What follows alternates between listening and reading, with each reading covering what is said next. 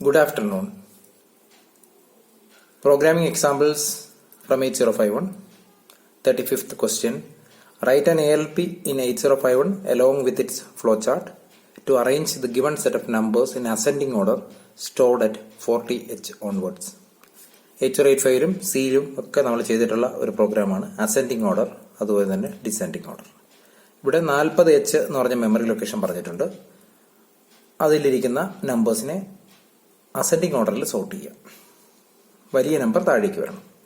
ഏറ്റവും സിംപ്ലസ്റ്റ് ആയിട്ടുള്ള ഒരു സോർട്ടിംഗ് ടെക്നിക്കാണ് ബബിൾ സോർട്ടിംഗ്. നമ്മൾ പഠിച്ചിട്ടുണ്ടാവും. The simplest sorting algorithm that works by repeatedly swapping the adjacent elements if they are in the wrong order. അല്ലേ? Example പറഞ്ഞാൽ ഇവിടുത്തെ എക്സാമ്പിൾ നമുക്ക് നോക്കാം. ഇതായിരുന്നു നമ്പർ 35, 24, 17, 33, 11. ഇതിനെയാണ് നമുക്ക് സോർട്ട് ചെയ്യേണ്ടത്. സോർട്ട് ചെയ്യേണ്ട നമ്പർ അപ്പോൾ ഇതിലെ വലിയ നമ്പർ ഏതാ? 35 താഴെ വരണമല്ലോ. ഏറ്റവും ചെറിയ സംഖ്യ ഏതാണ്? 11 മുകളിൽ പോകണം. അപ്പോഴാണ് അസെൻഡിങ് ഓർഡർ ആവുക. ഇതേ രീതിയിലായിരിക്കും നമ്പേഴ്സ് ഇരിക്കുക. 40, 41, 42, 43, 44. ഇവിടെ നമ്പർ സ്റ്റോർ ചെയ്തിട്ടുണ്ട്. ആദ്യം 35ഉം 24ഉം കൂടെ കമ്പയർ ചെയ്യും. സബ്ട്രാക്ട് ചെയ്ത് കമ്പയർ ചെയ്യാം, അല്ലെങ്കിൽ കമ്പയർ ഇൻസ്ട്രക്ഷൻ വെച്ച് കമ്പയർ ചെയ്യാം. കമ്പയർ ചെയ്ത് നോക്കിയിട്ട് 35, 24 വലിയ സംഖ്യ ഏതാ? 35 അല്ലേ? അപ്പോൾ അതിനെ സ്വാപ്പ് ചെയ്യും.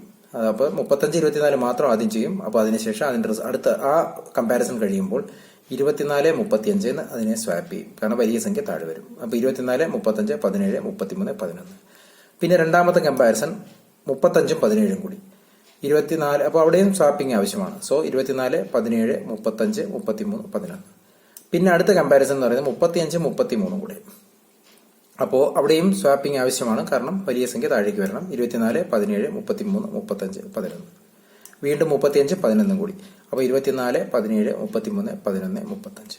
ഇതാണ് ഫസ്റ്റ് പാസ് പറഞ്ഞത്. ഒരു പാസ് കഴിയുമ്പോൾ ഏറ്റവും വലിയ സംഖ്യ താഴെ വന്നിരിക്കും. ഓക്കെ. അപ്പോൾ നമ്മളിവിടെ 5 സംഖ്യകളാണ് ഉപയോഗിക്കുന്നതെങ്കിൽ n-1 പാസുകൾ വേണം. 5 സംഖ്യയാണെങ്കിൽ 4 പാസുകൾ വേണ്ടി വരും. അപ്പോൾ ഫസ്റ്റ് പാസിൽ ഇവിടെ കഴിഞ്ഞു. സെക്കൻഡ് പാസിൽ വീണ്ടും ഇതേ നമ്പർ ഇങ്ങോട്ട് മാറുന്നു. 24, 17, 33, 11, 35.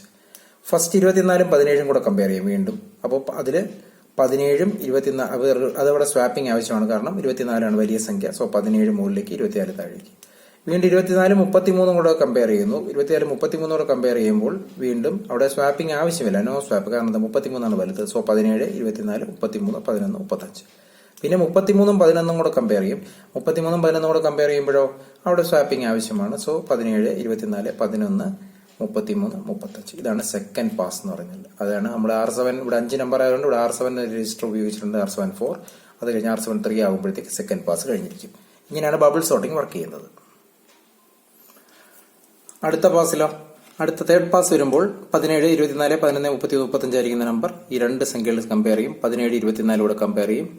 17, 24 കമ്പയർ ചെയ്യുമ്പോൾ നോ പാസ്. കാരണം 24ആണ് വലുത്. സോ 17, 24, 11, 33, 35. വീണ്ടും 24ഉം 11ഉം കൂടെ കമ്പയർ ചെയ്യും. 24ഉം 11ഉം കൂടെ കമ്പയർ ചെയ്യുമ്പോൾ 11, 24 എന്ന് സ്വാപ്പ് ചെയ്യും. പിന്നെ താഴേക്ക് ചെയ്യേണ്ട. കാരണം ആദ്യത്തെ പാസിലൂടെ 35 ഏറ്റവും വലുത് താഴേക്ക് വന്നു. രണ്ടാമത്തെ പാസിലൂടെ രണ്ടാമത്തെ വലിയ സംഖ്യ താഴെ വന്നിരിക്കും. അപ്പൊ പിന്നെ ഇവിടെ കമ്പാരിസന്റെ ആവശ്യമില്ല. ഇത് തമ്മിൽ കമ്പയർ ചെയ്തു. തേർഡ് പാസ്, അതായത് R7 2 എന്നൂടെ കുറഞ്ഞു. വീണ്ടും R7 1 എന്ന് പറയുമ്പോൾ ഫോർത്ത് പാസ് എന്ന് പറയുമ്പോൾ ഒറ്റ കമ്പാരിസന്റെ ആവശ്യമുള്ളൂ. കാരണം ഒന്നാമത്തെ രണ്ടാമത്തെ മൂന്നാമത്തെ കമ്പാരിസണിലൂടെ മൂന്നാമത്തെ വലിയ സംഖ്യ വന്നു കഴിഞ്ഞു. 35, 33, 24. ഇനി ഈ രണ്ട് സംഖ്യകളുടെ വലുത് ചേർന്ന് നോക്കിയാൽ മതി. അപ്പോൾ 17, 11, 24, 31, 35. ഇത് 3 സോർട്ടഡ് ആണ്.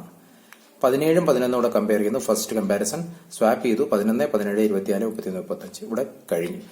ഈ ഒരു സ്വാപ്പോട് കൂടി ഫോർത്ത് പാസിലൂടെ കൂടെ നമ്മുടെ നമ്പർ സോർട്ടഡ് ആയി മാറിക്കഴിഞ്ഞു. ഇതാണ് ബബിൾ സോർട്ടിംഗ് ടെക്നിക്ക്. അപ്പൊ 5 നമ്പർ നമ്മൾ ഉപയോഗിക്കുന്നതെങ്കിൽ 4 പാസിലൂടെ ഇത് കഴിഞ്ഞു വരും. അല്ലേ? അപ്പോൾ 4 പാസ് എന്ന് പറയുമ്പോൾ ആദ്യത്തെ പാസിൽ 4 കമ്പാരിസൺ, രണ്ടാമത്തെ പാസിൽ 3 കമ്പാരിസൺ, മൂന്നാമത്തെ പാസിൽ 2 കമ്പാരിസൺ, നാലാമത്തെ പാസിൽ 1 കമ്പാരിസൺ. 4, 3, 2, 1 എന്ന് പറഞ്ഞാൽ കുറഞ്ഞു വരും. ഇപ്പൊ നമ്പർ 10 ആവുകയാണെങ്കിൽ അതിനനുസരിച്ച് മാറ്റം വരുത്താൻ നിങ്ങൾക്ക് മനസ്സിലാക്കിയെടുക്കാം. ഇങ്ങനെയാണ് ബബിൾ സോർട്ടിംഗ് ടെക്നിക്ക് വർക്ക് ചെയ്യുക. ഇത് ഉപയോഗിച്ചിട്ടാണ് നമ്മൾ ഫ്ലോ ചാർട്ട് ഡിഫൈൻ ചെയ്തിരിക്കുന്നത്. അതൊന്ന് നോക്കാം.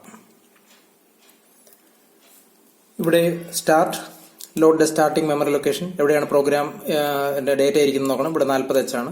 Set the counter in R7. R7ൽ നമ്മൾ നേരത്തെ പാസ് സെറ്റ് ചെയ്യാൻ ഒരു കൗണ്ടർ 4 n-1. n നമ്പർ ആണെങ്കിൽ n-1. 5 നമ്പർ ആണെങ്കിൽ 4. Keep a copy of R7 in value of R6. R6ലും കോപ്പി 4 എന്ന് പറഞ്ഞ വാല്യൂ ഇടുക. അപ്പൊ രണ്ട് കൗണ്ടർ ഉണ്ട്. ഒന്ന് R7ഉം ഒന്ന് R6. രണ്ടിന്റെ വാല്യൂ 4 ആണ്. Copy the data in the top of the memory to accumulator. അതായത് ഫസ്റ്റ് ഡേറ്റ അക്യുമുലേറ്ററിലേക്ക് കൊണ്ടുവന്നു. 40 ഇരിക്കുന്ന ഡേറ്റ അക്യുമുലേറ്ററിൽ കൊണ്ടുവന്നു. Increment memory 41. Copy the next data in to the new memory location for comparison. ഇവിടെ ഒരു മെമ്മറി ലൊക്കേഷൻ വെച്ച് നമ്മൾ കമ്പാരിസൺ ചെയ്യാം. അതായത് 50H എന്ന് പറഞ്ഞൊരു മെമ്മറി ലൊക്കേഷനിലേക്ക് നമ്മൾ ഈ ഡേറ്റ മാറ്റുന്നു. രണ്ടാമത്തെ ഡേറ്റ, ഒന്നാമത്തെ ഡേറ്റ അക്യുമുലേറ്ററിലേക്കും രണ്ടാമത്തെ ഡേറ്റ 50Hലേക്ക് മാറ്റി. Compare the two datas in accumulator and memory location. അതായത് എയിലും 50Hലും കൂടെയാണ് ഡേറ്റ ഇരിക്കുന്നത്. ഫസ്റ്റ് ഡേറ്റ എവിടെയുണ്ട്, സെക്കൻഡ് ഡേറ്റ ഉണ്ട്, തമ്മിൽ കമ്പയർ ചെയ്യുന്നു. കമ്പയർ ചെയ്ത് കഴിയുമ്പോൾ CJNU വെച്ച് നമുക്ക് കമ്പയർ ചെയ്യാം. കമ്പയർ ചെയ്ത് കഴിയുമ്പോൾ ക്യാരി ഉണ്ടോ നോക്കും. ക്യാരി ഉണ്ടെങ്കിൽ അതിനർത്ഥം എന്താ, ക്യാരി ഉണ്ടെങ്കിൽ രണ്ടാമത്തെ സംഖ്യയാണ് വലുത്, ക്യാരി ഇല്ല എങ്കിൽ ആദ്യത്തെ സംഖ്യയാണ് വലുത്. അക്യുമുലേറ്റർ മൈനസ് ആണ് ചെയ്യുന്നത്. അക്യുമുലേറ്ററിൽ ഇരിക്കുന്നത് വലുതാണെങ്കിൽ ക്യാരി ഉണ്ടാവില്ല, അക്യുമുലേറ്ററിൽ ഇരിക്കുന്നത് ചെറുതാണെങ്കിൽ ക്യാരി ഉണ്ടാവും. അപ്പൊ ക്യാരി ഉണ്ടെങ്കിൽ അതിനർത്ഥം എന്താ, രണ്ടാമത്തെ സംഖ്യ വലുതാ, അസെൻഡിങ് ഓർഡർ, നമുക്ക് വലിയ സംഖ്യ താഴേക്ക് വരണം. അപ്പൊ പിന്നെ അവിടെ ഒന്നും ചെയ്യേണ്ട ആവശ്യമില്ല, താഴേക്ക് വന്നു. ക്യാരി ഉണ്ടെങ്കിൽ രണ്ടാമത്തെ സംഖ്യയാണ് വലുത്, അതുകൊണ്ട് എല്ലാ ഡേറ്റയും കമ്പയർ ചെയ്തോ, ഇല്ല, തിരിച്ചുപോയി. ഇവിടെ നേരെ തിരിച്ചു പോയിട്ട് എന്ത് ചെയ്യുന്നു, വീണ്ടും നെക്സ്റ്റ് ഡേറ്റ, കോപ്പി ചെയ്ത next data top of the data കൊണ്ടുവന്നു. ഇൻക്രിമെന്റ് മെമ്മറി അടുത്ത രണ്ട് ഡേറ്റയുടെ കമ്പയർ ചെയ്യുന്നു. കമ്പയർ ചെയ്ത് കഴിയുമ്പോൾ രണ്ടോടെ കമ്പയർ ചെയ്ത് കഴിയുമ്പോൾ വീണ്ടും ക്യാരി ഉണ്ടോ, ക്യാരി ഉണ്ടെങ്കിൽ താഴെ ഇരിക്കുന്നതാണ് വലുത്, വീണ്ടും താഴേക്ക് തിരിച്ചു പോകുന്നു. ഇങ്ങനെ ചെയ്തുകൊണ്ടിരിക്കും. ഇനി ക്യാരി ഇല്ലെങ്കിലോ, ക്യാരി ഇല്ലെങ്കിൽ അക്യുമുലേറ്ററിൽ ഇരിക്കുന്ന വലുത്, ആദ്യത്തെ ഡേറ്റയാണ് വലുത്. നമ്മൾ നേരത്തെ എക്സാമ്പിളിനെ പോലെ തന്നെ ആദ്യത്തെ ഡേറ്റയാണ് വലുതെങ്കിൽ ഇന്റർചേഞ്ച് ചെയ്യണം, സ്വാപ്പ് ചെയ്യണം, അല്ലെ. 40ലും 41ലും ഇരിക്കുന്ന ഡേറ്റയെ തിരിച്ച് അങ്ങോട്ടും ഇങ്ങോട്ടും മാറ്റും, സ്വാപ്പ് ചെയ്ത്. സ്വാപ്പ് ചെയ്ത് നമ്മുടെ എക്സാമ്പിൾ ബബിൾ സോർട്ടിംഗ് ടെക്നിക്ക് നോക്കിയാൽ മതി, എക്സാമ്പിൾ മനസ്സിലാകും. അപ്പോൾ അത് വീണ്ടും തിരിച്ചു പോകുന്നു. അപ്പോൾ അങ്ങനെ എന്ത് ചെയ്തു, ഒരു പാസ് കഴിയും. ഈ ഓൾ ഡേറ്റ കമ്പയർ ചെയ്യുമ്പോൾ ഒരു പാസ് കഴിഞ്ഞു. രണ്ടാമത്തെ പിന്നെ ഈ N-1 റൗണ്ട്സ് ഓവർ, അതായത് 4 ഡേറ്റ ഉണ്ടെങ്കിൽ 4 പാസും കഴിഞ്ഞോ, ഇല്ല. അപ്പോൾ ഒന്ന് കുറയ്ക്കണം, 3 തിരിച്ചു പോയി. തിരിച്ചു പോയതിനു ശേഷം വീണ്ടും ആ കോപ്പി R7ലെ copy of R7 value in R6. ഇപ്പൊ R7ന്റെ വാല്യൂ ഇത്ര 3 ആണ്, അല്ലെ. R7 ആയിരുന്നു, R7 ഒന്ന് കുറച്ചു, അത് 3 ആണ്. ഇപ്പോഴത്തെ വാല്യൂ 3, 3 ടൈംസ്. അപ്പോൾ 3 കമ്പാരിസൺ ഇനി നടത്തും. 3 കമ്പാരിസൺ നടത്തി കഴിയുമ്പോൾ രണ്ടാമത്തെ വലിയ ഡേറ്റ കിട്ടും.